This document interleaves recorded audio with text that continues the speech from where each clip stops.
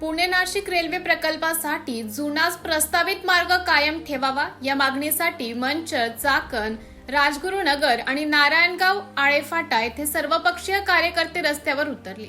हातात फलक आणि घोषणा देत आंदोलकांनी जोरदार निदर्शने केली. काही काळ रस्त्यावर ठिय्या देत चक्काजाम आंदोलन करण्यात आलं. पुणे नाशिक रेल्वेचा मार्ग बदलण्याचा प्रयत्न सुरू असल्याचा आरोप स्थानिक नागरिक आणि राजकीय नेत्यांनी केला. प्रस्तावित मार्गात बदल झाल्यास परिसरातील गावांना आणि नागरिकांना मोठा फटका बसू शकतो असा दावा आंदोलकांनी केला आहे. पुणे नाशिक आणि औद्योगिक पट्ट्याला जोडणारा हा महत्त्वाचा रेल्वे प्रकल्प असल्याने त्याचा मार्ग स्थानिकांच्या हिताचा असावा अशी भूमिका आंदोलनकर्त्यांनी घेतली आहे. पुणे नाशिक रेल्वेच्या मार्गावरून आता सर्वपक्षीय आंदोलनाची धार वाढताना दिसत आहे. त्यामुळे केंद्र सरकार आणि रेल्वे प्रशासन यावर काय भूमिका घेते याकडे आता सर्वांचं लक्ष लागलं आहे. या संदर्भामध्ये, या रेल्वेच्या संदर्भामध्ये अनेक वर्षापासून आमचे सगळ्यांचे प्रयत्न सुरू आहेत.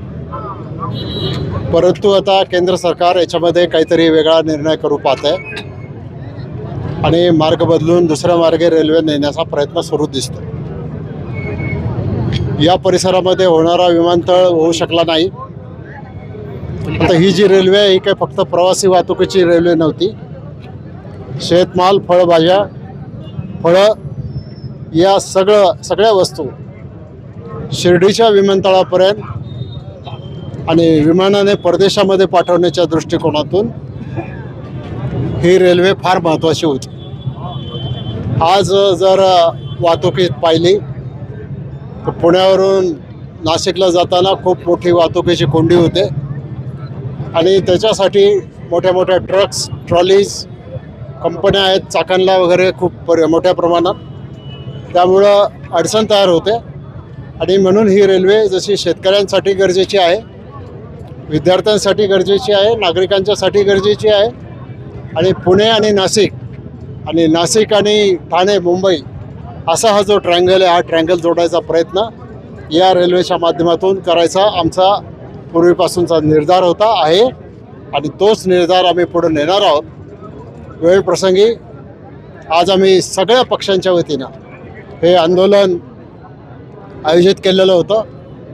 सर्व पक्ष सामील झाले याच्यामध्ये आणि त्याच्यामधून केंद्र सरकारला जनतेच्या भावना कळायला पाहिजे म्हणून आपण हा जो लढा आहे, हा लढा या पुढच्या काळामध्ये देखील असाच आपण चालू ठेवणार आहोत आणि त्याच्यासाठी सर्व नागरिकांनी, बांधवांनी सहकार्य करावं अशी विनंती मी त्यांना करतो आणि ही रेल्वे होण्यासाठी शेवटपर्यंत आमचा लढा चालू आहे. पुणे आणि अहिल्यानगर जिल्ह्याचे एकत्रित आंदोलन होईल का? कारण की अहिल्यानगर जिल्ह्यामध्ये ज्या पद्धतीने संगमनेरला एकत्रित मोठ्या पद्धतीने सुरू आहे, पण पुणे जिल्ह्यात ठिकठिकाणी केले जाते. पुणे जिल्ह्यातली ही जी समिती आहे किंवा आंदोलक आहेत यांच्यात एकही दिसत नाही का एक पुढचं आंदोलन एकत्रित केलं जाईल मोठ्या पद्धतीने? असं आहे की जी रेल्वेची कृती समिती आहे, ती कृती समिती जो कार्यक्रम ठरवेल त्याप्रमाणे आम्ही पुढे जाऊ. शरद पवार पक्षाचे खासदार उद्या प्रधानमंत्र्यांची भेट घेणार आहेत रेल्वे संदर्भात. हो, त्याच्याशी माझं फोनवर बोलणं झालेलं आहे. त्यांनी मला सांगितलं की मी उद्या माननीय पंतप्रधानांची भेट घेणार आहे. त्यावेळेला हा प्रश्न मी तिथं मांडेन आणि भेट झाल्यानंतर काय त्याच्यामध्ये होतं आहे ते मी आपल्याला कळवेल आणि आपल्या माध्यमातून किंवा ते थेट तुम्हाला पण कळवतो. मुख्यमंत्री देवेंद्र फडणवीस यांनी तालुक्याला भेट दिली, त्यावेळेस तुमची त्याच्याशी चर्चा झाली होती. त्याचबरोबर जो टेक्निकल अहवाल आहे जेएमआरटी बाबतचा, हा तुम्ही मुख्यमंत्र्यांपर्यंत दिलेला आहे. पुढे राज्य सरकारची आता याबाबत काय भूमिका आहे, काय ठरलंय? राज्य सरकारने याच्यासाठीच तर डॉक्टर माशेलकरांच्या नेतृत्वाखाली एक कमिटी नेमलेली आहे. त्या कमिटीचा अहवाल आल्यानंतर जेएमआरटीचा प्रश्न स्पष्ट होईल. आंदोलनात जर तोडगा निघाला नाही तर या पुढच्या काळात राज्याचं शिष्टमंडळ स्वतः पंतप्रधानांची भेट घेईल. असं आहे, टप्प्याटप्प्याने ज्या गोष्टी कराव्या लागतील त्या आम्ही करू आणि त्या वेळेला तुम्हाला सांगू. साहेब, जुन्नरमध्ये अदानींचा जो प्रोजेक्ट होता त्याला सुद्धा विरोध होतोय आज ग्रीन एनर्जीचा. तर आज रेल्वे दमदा मंजुरी मिळाली आणि तदनंतर त्याचा पूर्ण DPR तयार झाला, सर्वे करण्यात आला, जमीन अधिग्रहित देखील करण्यात आली, लोकांना पैसे देखील वाटण्यात आले. GMRT पहिली आहे, रेल्वे नंतर आहेत. आज GMRTचं कारण त्या ठिकाणी पुढं केलं जातं. मग राज्य सरकार असेल, केंद्र सरकार असेल, की आज तुम्ही GMRTचं कारण सांगता, मग पहिली मंजुरी का दिली, GMRTने त्यावेळी हरकत का नाही घेतली नाहीत. हे सगळे वेगवेगळ्या प्रकारे याच्या मागं काहीतरी कोणाचं तरी आपल्या भागातून रेल्वे व्हावी हा त्या ठिकाणी आग्रह असू शकतो. परंतु आमचं एकच आहे का आपण याच्यावरती ठाम आहोत का पूर्वी ज्या प्रकारे ठरलेले आहे की पुणे टू नाशिक आता हा जो रस्ता आहे त्याला पॅरलल पश्चिमेच्या बाजूने ती रेल्वे गेलीच पाहिजे. त्या चर्चा सगळ्या बंदाराआड चालतात, फोटोसाठी चालतात.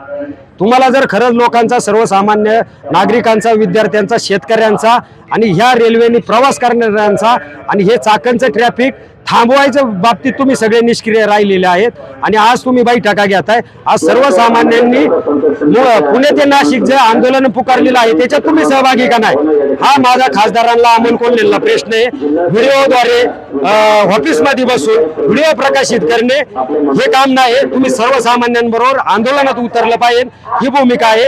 आणि मी मगाशी आमच्या एका वक्त्यांनी सांगितलं का रेल्वे जर गेली तर इदालचे विद्यमान खासदार घरी बसल्याशिवाय राहणार नाही. हा जुन्नर, आंबेगाव, खेड तालुक्याच्या जनतेने, सामान्य जनतेने निर्धार केला आहे.